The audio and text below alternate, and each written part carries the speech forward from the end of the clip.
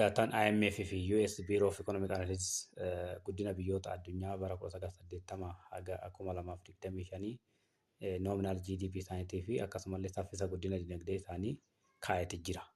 Haaluma kanaan sadarkaa jalqabaa kan argamtuu fi nominal GDP ishii immoo tiriliyoona 30.6tti kan tilmaamame. Chaayinaan ammoo tiriliyoona 19.4 Ittaanuun biyya sadaffaa irratti argamtu immoo Jaarmanii yoo taatu GDP waliigalaa doolaara tiriliyoona 5tti tilmaamamuu qabdi.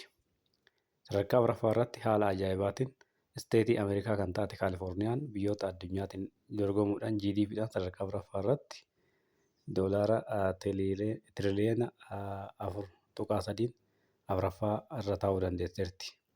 Shanaffaa irratti Jaappaan, Jaaffaa Indiyaa, Yuunaayitid Kingdom, Firaans, ammas ittaan sun saglaffaa irratti Teeksaas isteetii Ameerikaa tokko sadarkaa saglaffaa qabachuu dandeesseerti.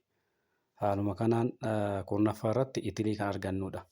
Garuu guddina kana irratti wanti hubatamuu qabu saffisni guddina isaanii kan biyyoota kanniinii biyyoota amma baay'ee sadarkaa guddinaa jalqabaa irra jiranirra biyyoota sadarkaa guddina giddugaleessa irra jirantu saffisa guddinaa olaanaa agarsiisaa jira.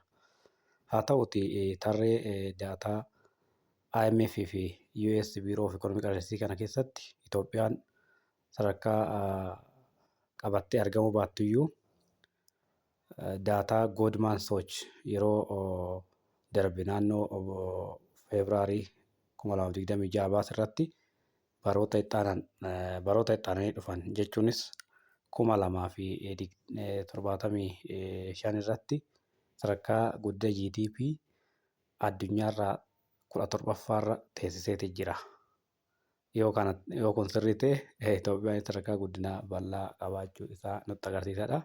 Garuu daataan Goldman Sachs kun Econometrics Analysis fayyadamuudhaan kan taasisee fi wantoonni jiran haaluma amma jiran kanaan itti fufu tilmaama jedhu qabaachuudhaan jechuudha.